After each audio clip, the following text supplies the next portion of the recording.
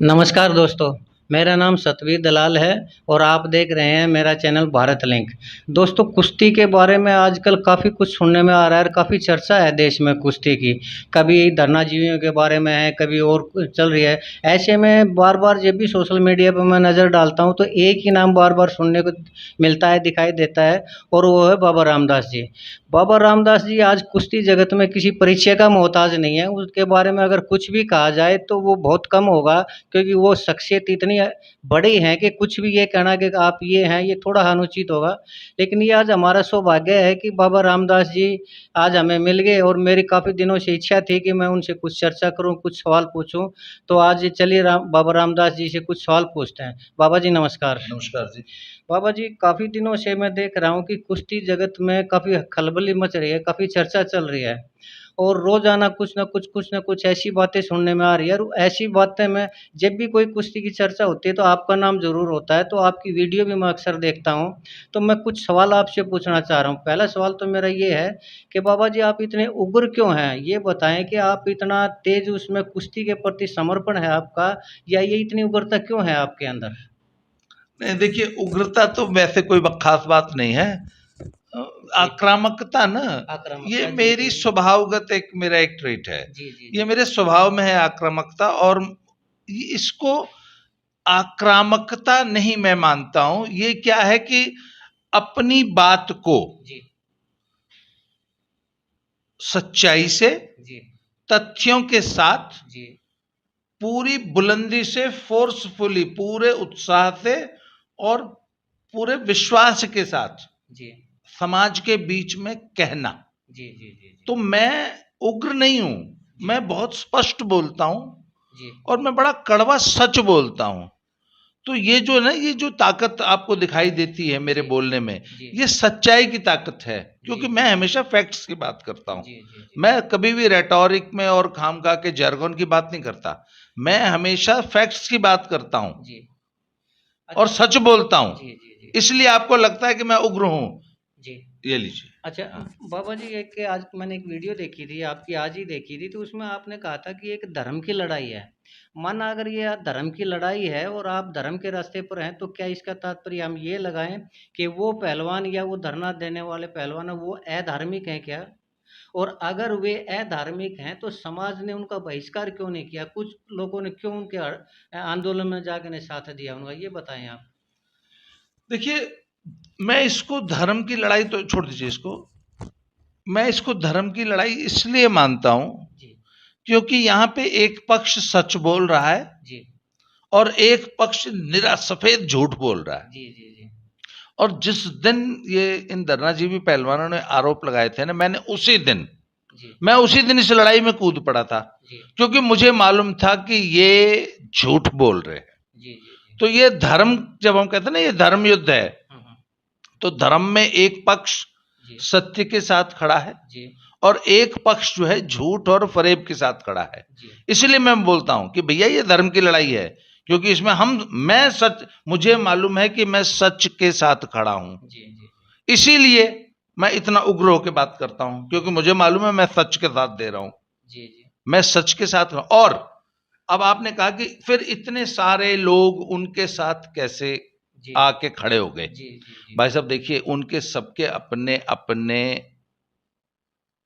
Political interests हैं। लेकिन राकेश टिकैत जैसे लोग तो किसान नेता है ना, किसानों का काम तो खेती-बाड़ी से संबंधित या उससे कोई संघर्ष हो तो उससे संबंधित है। उन्होंने पहलवानों के इस आंदोलन में वो कैसे कूद पड़े? नहीं, वो तो जब पहला धरना हुआ था, जी, तो उसमें क्या हुआ था कि देश के बहुत सारे पहलवान इस उस धरने में इन धरनाजीवी पहलवानों के साथ खड़े हुए। जी, पर जब दूसरी बार उन्होंने अप्रैल में धरना दिया ना, हुँ, तो कोई भी पहलवान इनके समर्थन में नहीं आया। जी, तो आपको याद होगा कि पहले धरने में इन्होंने कहा था कि हम किसी पॉलिटिशियन को ये मंच नहीं देंगे और किसी पॉलिटिशियन को अलाउ नहीं करेंगे कि जी, जी जी, आप हमारे बिल्कुल। धरने में आइए। जी, पर बोला जब था। दूसरे धरने में कोई इनके समर्थन में नहीं आया, तो तब इन्होंने रो रो के, चिल्ला चिल्ला के कि प्लीज हमें समर्थन दीजिए, हमारे धरने में आइए। तो इन्होंने बकायदा पॉलिटिशियंस को न्योता दे दे के बुलाया। जी, इसीलिए आप देखिए ना, वो सत्यपाल मलिक, जी, जी, पप्पू जी, यादव, जी, जी, चंद्रशेखर रावण जी के साथ सारे खाप लीडर्स जी और सारे किसान लीडर्स को वो नहीं आए जी, जी इन्होंने न्योता दे दे के बुलाया। जी उसमें वो हम क्या चाहते हैं, आजादी गैंग, जेएनयू जी का डफली गैंग, जी जी है ना, जी हुई थी, नारे मोदी लगे तेरी कब्र खुदेगी। थे, नारे लगे तो थे। कहने का मतलब है जितने भी धरना जीवी हैं जी वो सब आए इनके मंच पे। जी सत्यपाल मलिक का बताइए क्या काम था, हाँ जी जी या वो बेनीवाल जो है, हनुमान बेनीवाल, हनुमान राजस्थान का जी लीडर, जी उसका क्या काम था। हम्म, तो इन्होंने जानबूझ और धीरे धीरे ये धरना हम्म, पहलवानों के धरने से बदल के, जी आप देखिए सारे लोकल जाट लीडर्स का धरना नहीं बन गया ये, जी जी जी लग रहा है कुछ, है। लग रहा है कुछ। हाँ, तो इन्होंने बुलाया, हम्म, और भाई ऐसे, मैंने कहा मैं तो इनको गिद्धों की संज्ञा देता हूं। जी नरेश टिकैत जैसे लोग हैं ना, जी या चंद्रशेखर रावण जैसे लोग, जी ये तो गिद्ध हैं जी। मैंने कहा ये जी तो आसमान में उड़ते रहते हैं और देखते हैं कि कहाँ भैंस मरी है, जी जी तो वहां पे लैंड कर जाते हैं। जी तो ये तो गिद्ध हैं जी, इनको तो ये ऐसा कोई भी धरना होगा, जैसा धरना जीवी शब्द कहाँ से आया। जी कुछ लोग हैं जो धरनों पर ही जिंदा रहते हैं, जी जी जैसे आपकी मेधा पाटकर है, जी जैसे अरुंधति रॉय है, जी जैसे आपका ये सलीम योगेंद्र यादव है, हम्म, ये धरना जीवी हैं। हर धरने में इनको आना है। उसी तरह नरेश टिकैत है। अदरवाइज नरेश टिकैत की पर्सनल स्टैंडिंग क्या है? राकेश टिकैत जी हाँ, वही जी जो भी जी नरेश जी राकेश जी टिकैत। जी जी हाँ दोनों भाई हैं सर, बिल्कुल हाँ। ठीक है।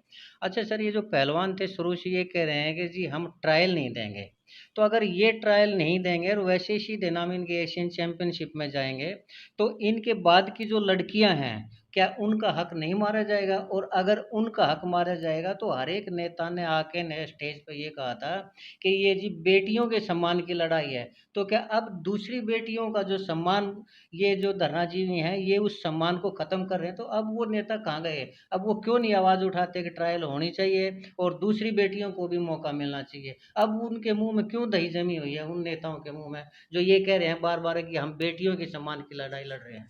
जी भाई साहब, सतबीर जी, जी ये लड़ाई शुरू तो हुई थी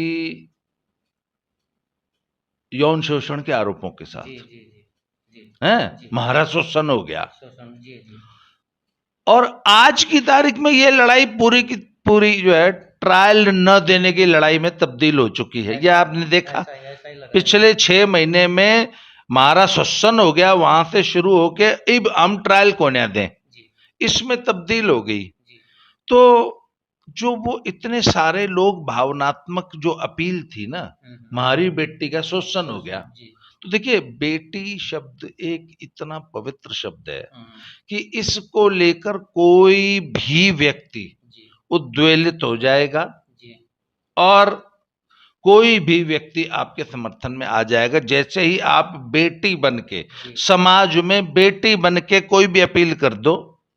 तो सर वो अपील अब कहाँ है? अब ये जो ट्रायल नहीं देंगे तो दूसरी जो इनसे ज़्यादा टैलेंटेड पहलवान है जो बेटियां हैं तो उनका भी तो हक मारेगा। तो अब बेटियों के नाम से वो इतना इमोशनल हो रहे थे, तो अब वो दूसरी बेटियों का हक जो मरने लग रहा है, और ये जो धरना जीवी उस बेटियों का हक मार रहे हैं बिना ट्रायल देखे, तो अब वो क्यों नहीं दूसरी बेटियों के समर्थन में आते?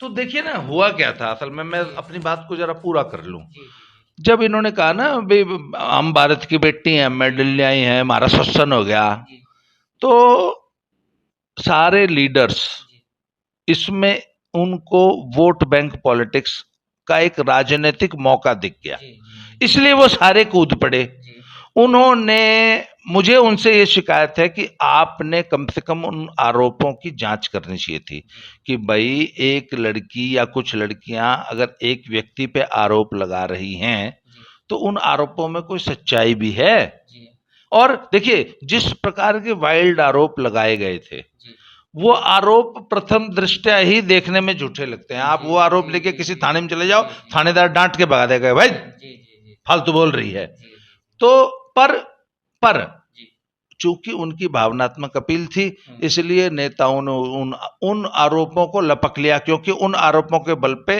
राजनीति हो सकती थी। जी जी वहां पे राजनीति कर रहे थे सर वो, जी और यहां पे जब लड़कियों के ट्रायल का मामला है हम्म, जी तो इसमें कोई राजनीतिक अवसर नहीं दिख रहा ना उनको। जी अगर आज इस आंदोलन में शामिल होते हैं, आज जिन बच्चियों का हक मार के ये धरना जीवी बिना ट्रायल दिए एशियन गेम्स खेलने जाना चाहते हैं, तो इस लड़ाई में किसी का समर्थन करके इन गिद्धों को कुछ खाने को नहीं मिलेगा ना, कुछ कोई पॉलिटिकल फायदा नहीं होना। और ये तो जी बगैर पॉलिटिकल फायदे के, तो ये अब क्या बताऊं, ये नहीं आवा बगैर पॉलिटिकल फायदे के। अच्छा, इसी बीच में एक अजीत जी एक कमेटी बनी है, एड हॉक कमेटी सरकार ने बनाई है, वो अच्छी बात है, लेकिन मेरे एक बात समझ में नहीं आती। अपने बाजवा साहब हैं जो उस एड हॉक कमेटी के अध्यक्ष हैं, उनका तो कुश्ती से कोई लेना देना ही नहीं है, वो तो वुशु के प्रेसिडेंट रहे हैं, तो उनको कैसे अध्यक्ष बनाया गया कुश्ती का, जबकि वो कुश्ती के बारे में तो जानते ही नहीं। इसमें क्या पॉलिटिक्स है, ये समझ में नहीं आ रही मेरे को। नहीं, वो तो जी देखिए, ये हमारी जो खेल मंत्रालय है ना, मैं पहले दिन से ये कहता आ रहा हूं कि ये इन धरना जीवियों के साथ या तो मिली हुई है, क्योंकि मेरा तो डे वन से एक षड्यंत्र रहा है कि ये पूरा का पूरा एक षड्यंत्र है। मेरा आरोप रहा है कि ये एक षड्यंत्र है जिसको कि डीजी साई संदीप प्रधान ने रचा है, और उन्होंने ही इन पहलवानों को बरगला के इस धरने पे बिठाया, ब्रजभूषण शरण सिंह के खिलाफ भड़काया कि तुम्हारी फेडरेशन तुम्हारे खिलाफ काम कर रही है, इसलिए तुम धरने पे बैठ जाओ। हमारे पहलवान भोले भाले थे, उन्होंने ज्यादा सोचा नहीं, वो बैठ गए। और अब ये पहलवान हमारे उसी डीजी साई, मेरा ये आरोप है कि डीजी साई को हमारे ये पहलवान अब ब्लैकमेल कर रहे हैं। अब जो कुछ भी वो कहते हैं डीजी साई, वो तुरंत उनकी सारी इच्छाएं पूरी कर रहा है। इनको टॉप्स में तुरंत ये जो हंगरी बुडापेस्ट भेजा है और ये ट्रेनिंग के लिए 1 महीने का जो कैंप लगाया है, ये सब उसी ब्लैकमेलिंग का हिस्सा है। ऐसा क्या है कि संदीप जी इसमें ब्लैकमेल हो रहे हैं? ऐसी क्या कमी उन पहलवानों को हाथ में लगी है कि वो ब्लैकमेल हो रहे हैं? क्योंकि उन्होंने ही ये इनको बरगला के धरना दिलवाया था ना। ये धरने की शुरुआत संदीप प्रधान की है।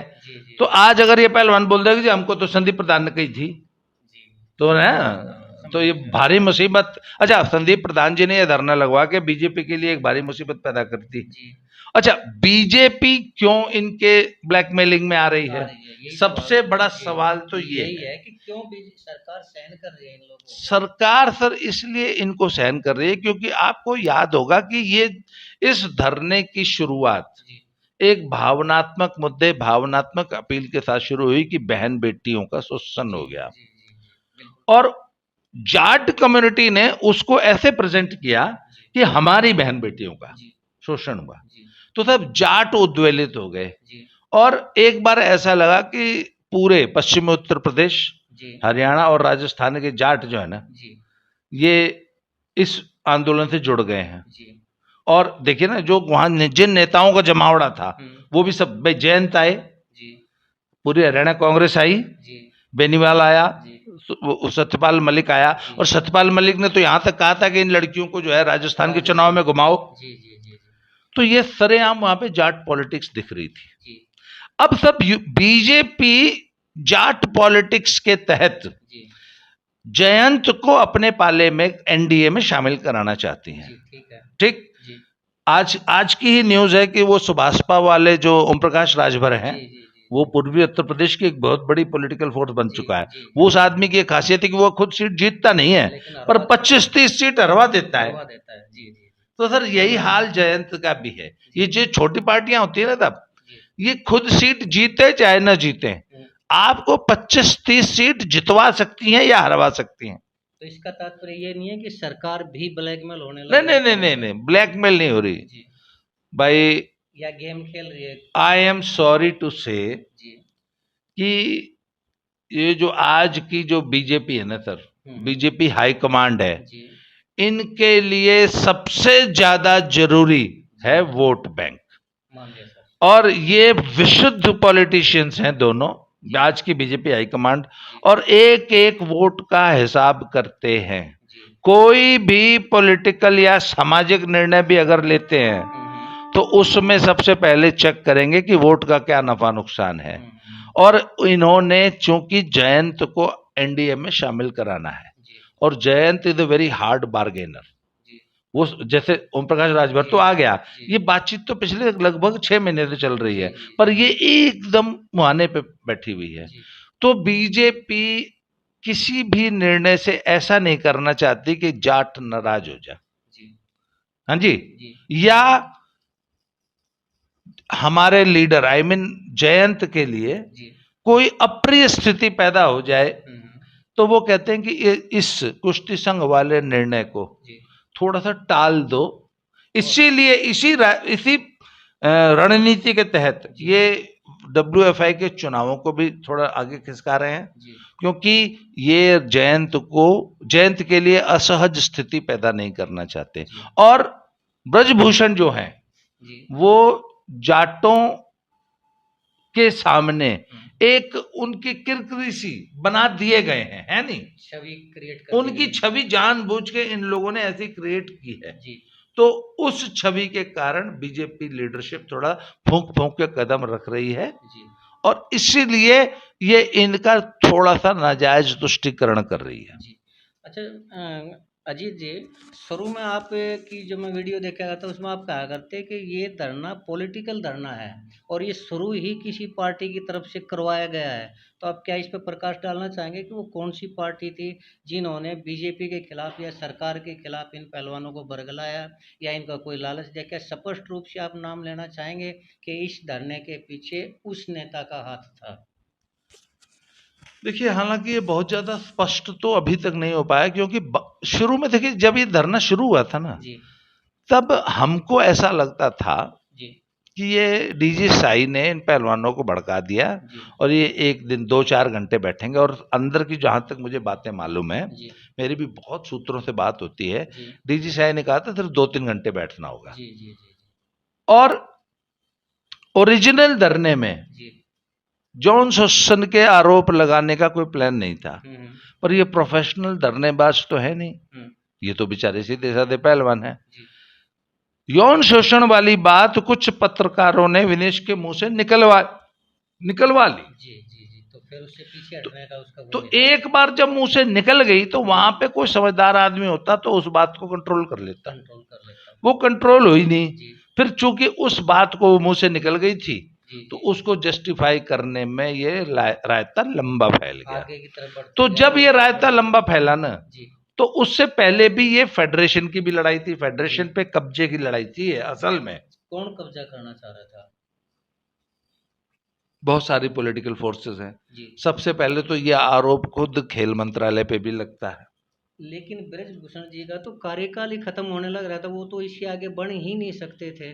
तो फिर ब्रजभूषण जी की छवि को खराब करने का क्यों प्रयत्न किया गया? नहीं, वो बेशक उनके 3 कार्यकाल समाप्त हो चुके हैं, जी परंतु उनका होल्ड, जी जी जी देखिए ये है एक चुनाव, जी इसमें 50-55 बाकायदा वोटर्स वोट देते हैं। जी जो खेल संघ होते हैं ना, जी जी जी इनके पदाधिकारी वोट देते हैं। जी तो वो वोट्स अच्छा आपको तो मालूम है भाई, जी जिसके पास में मुख्यमंत्री कौन बनता है, जी जिसके ज्यादा एमएलए वो मुख्यमंत्री। बिल्कुल बिल्कुल सर बिल्कुल। तो सब कुश्ती संघ का अध्यक्ष कौन बनता है, जी जिसके बाद ज्यादा कुश्ती संघों के वोट, जी वो कुश्ती संघ का अध्यक्ष। हम्म, तो सब वो कंट्रोल अभी भी ब्रजभूषण शरण सिंह के पास ही है। जी जी। इसलिए तो ऐसा लगता इसलिए है। वो खुद बने चाहे ना बने, जी जी। कंट्रोल कुश्ती संघ का उनके हाथ में ही रहेगा।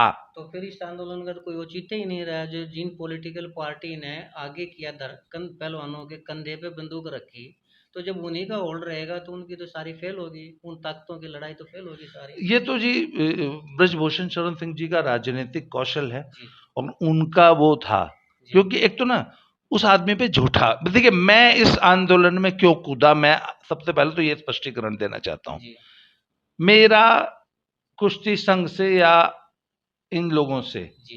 किसी प्रकार का कोई लगाव जुड़ाव पिछले 20 सालों से नहीं है। ठीक है। मैं अपना काम करता हूं, पर मैं कभी भी कुश्ती संघ में न तो जी मैंने कोई इंटरेस्ट लिया और न मैंने कभी कुश्ती संघ की किसी गतिविधि में भाग लिया या जी कुश्ती संघ के कभी चक्कर लगाए। जी आज तक मुझे किसी ने कुश्ती संघ के दफ्तर में जी घुसते जी नहीं देखा। जी जी जी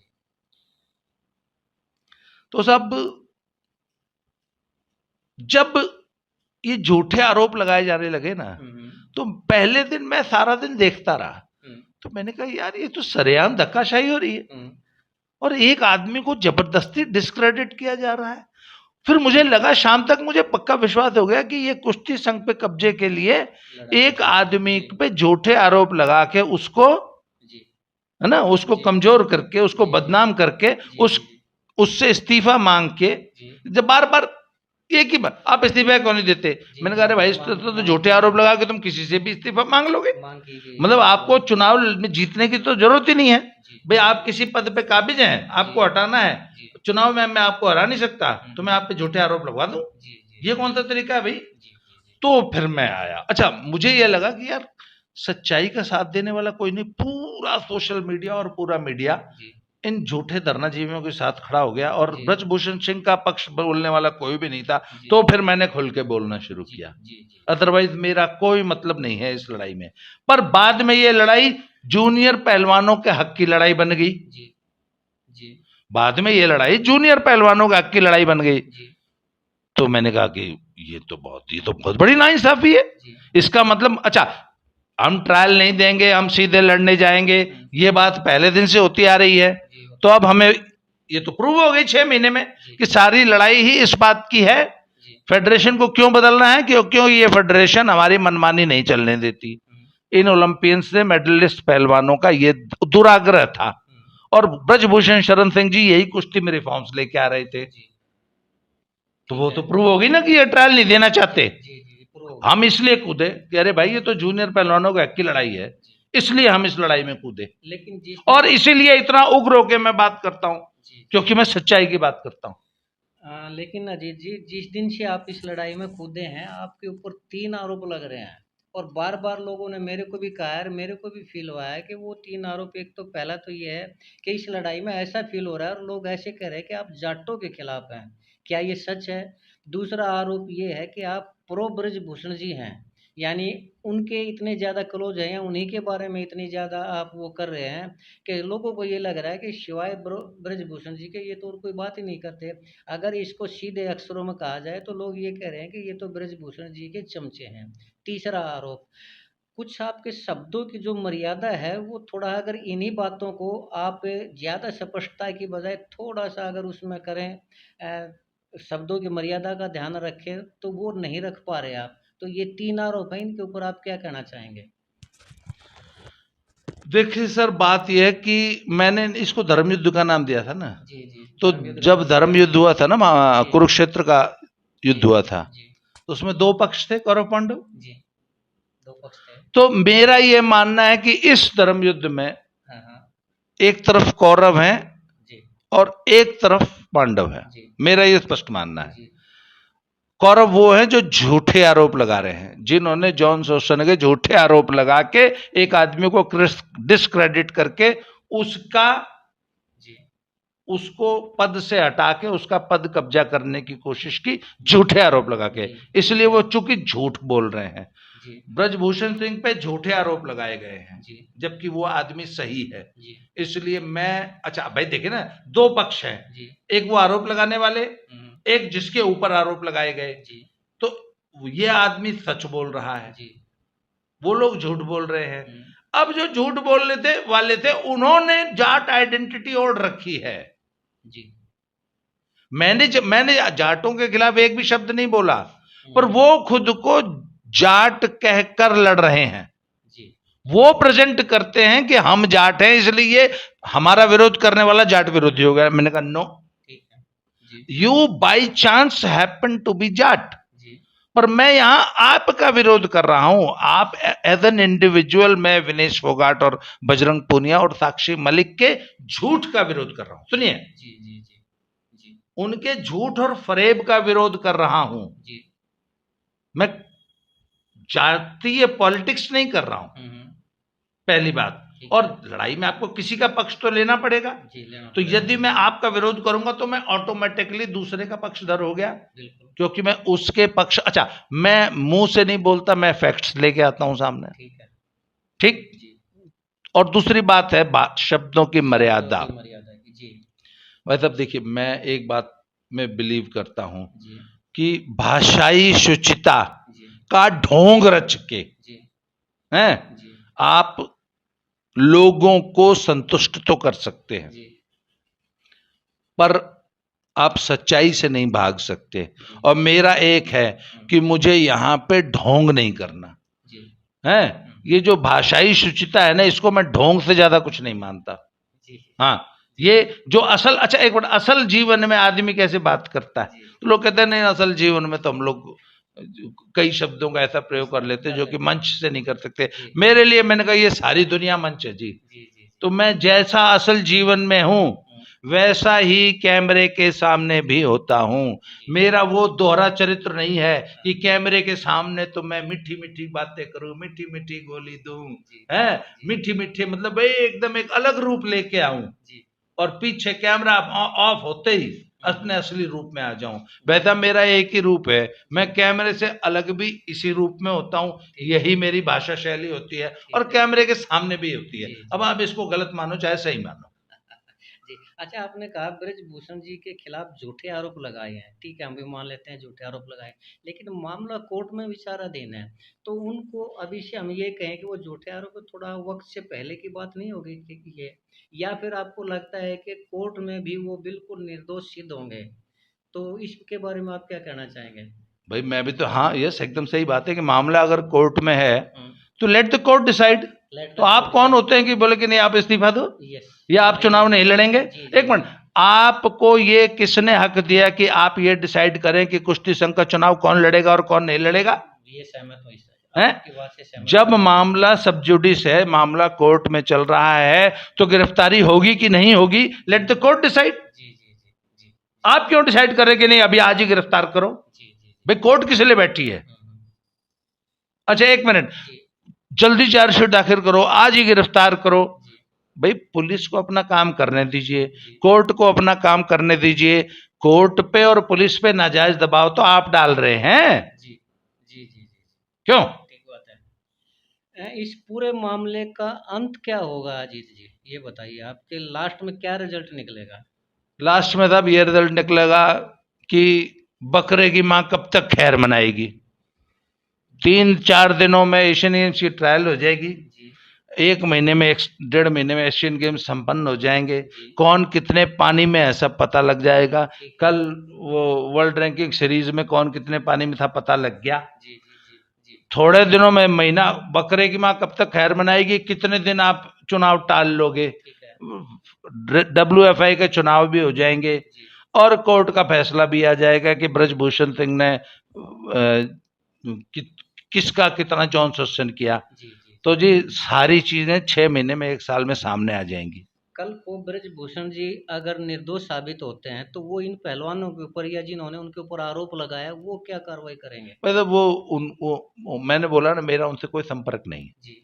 है, मैं आपको इंडिपेंडेंटली का। लग क्या रहा है अगर आपको? उनकी जगह मैं होता हाँ जी जी जी। तो इनकी नानी याद दिला देता, तो हम ये इन झूठ बोलने वालों की नानी याद दिला देता, इन ऐसा बना देता कि वो जिंदगी में फिर किसी पे झूठे आरोप नहीं लगाएंगे। लेकिन ब्रजभूषण जी तो आपसे भी ज्यादा पावरफुल है, तो इसका मतलब वो तो वो नानी की भी नानी याद दिला अब देंगे। देखिए, वो नानी याद दिलाएंगे कि परनानी याद दिलाएंगे, ये उनका प्रेरोगेटिव है, ये उनका डिसीजन है, जी उसके बारे में मैं कुछ नहीं कह सकता। पर जी। मैं इतना जानता हूं कि मैं सच की लड़ाई लड़ रहा हूं, और लड़ते रहेंगे। लड़ता रहूंगा। जी जी जी, बहुत बहुत धन्यवाद अजीत जी, आपने अपने विचार खुल के रखे। लेकिन मैं एक चीज़, देखो मैं भी इस चीज़ को देख रहा हूँ, तो मैं एक चीज़ कहना चाहूँगा कि कुश्ती का विकास और या जितने मेडल हैं वो ब्रजभूषण जी के टाइम में जितने आए हैं, और जो ब्रजभूषण जी के टाइम में देश का नाम ऊंचा हुआ और उन्होंने जो कुश्ती का अरेंजमेंट किया है वो पहले नहीं था। इस चीज़ को तो मैं भी स्वीकार कर रहा हूँ। और मेरी अपनी विचारधारा ये है कि अगर ब्रजभूषण जी की बजाय कोई और आता है तो मुझे नहीं लगता कि वो कुश्ती के लिए इतना ज़्यादा काम कर पाएगा। लेकिन बाकी देखिए, जैसा भी है, लोकतंत्र है, इस देश में क्या होगा कैसे रहेगा। लेकिन इतना मैं सहम ज़रूर कहना चाहूँगा कि ब्रजभूषण जी ने जो कुश्ती के लिए किया है वो पहले कभी नहीं हुआ था, क्योंकि मैं भी कुश्ती को देखता आ रहा हूँ। 20 साल से मैं भी पत्रकारिता से जुड़ा हुआ हूँ। पहले इतने ज़्यादा कुश्ती में बच्चे सफल नहीं हुआ करते, इतने ज़्यादा कंपटीशन नहीं हुआ करते। लेकिन पता नहीं क्यों ये देश का दुर्भाग्य है या क्या है कि लोग पॉलिटिक्स में आकर न उस कुश्ती संघ को और उस व्यक्ति को जिन्होंने दिन रात कुश्ती के लिए किया उसको ऐसे बदनाम कर रहे हैं। या फिर पता नहीं ये आरोप सच है या क्या है, ये तो भविष्य बताएगा। चलिए अजीत जी, आपने हमारे लिए इतना टाइम दिया, ये हमारा बड़ा सौभाग्य है। और हम ये चाहेंगे कि बार बार आप अपने विचार हैं वो हमारे सामने रखते रहें, ताकि हम लोगों को आपके विचारों से भी अवगत कराते रहें। वैसे तो आपका भी चैनल है दादा की खरी खरी, मैं ये कहूँ कि आप मेरे चैनल पर आके ही लोगों को बताएंगे तो ये थोड़ा छोटी बात होगी। आपका खुद का इतना बड़ा चैनल है, आपके इतने फॉलोवर हैं, इतने ज़्यादा आपके चाहने वाले लोग हैं, तो आपके चैनल पे लोग आपके विचार से और कुश्ती संघ के कार्य के बारे में, ब्रजभूषण जी के कामों के बारे में लोग देखते रहते हैं, सुनते रहते हैं। लेकिन फिर भी आपने हमारे लिए इतना टाइम दिया, इसके लिए हम आपका बहुत बहुत शुक्रिया करते हैं अजीत जी। नमस्कार। थैंक जय यू जय सतवीर जी। भाई, राम राम, बहुत जी धन्यवाद जी। जी जी और बहुत जल्दी फिर से मिलते हैं। जी, जरूर मिलेंगे सर। मेरी यही आपसे रिक्वेस्ट है कि जब भी मैं आपसे प्रार्थना करूं, आप हमारे चैनल पर दर्शकों के रूबरू जरूर हों सर। थैंक यू जी, थैंक यू वेरी मच। जी जी जी, नमस्कार दोस्तों। नमस्कार।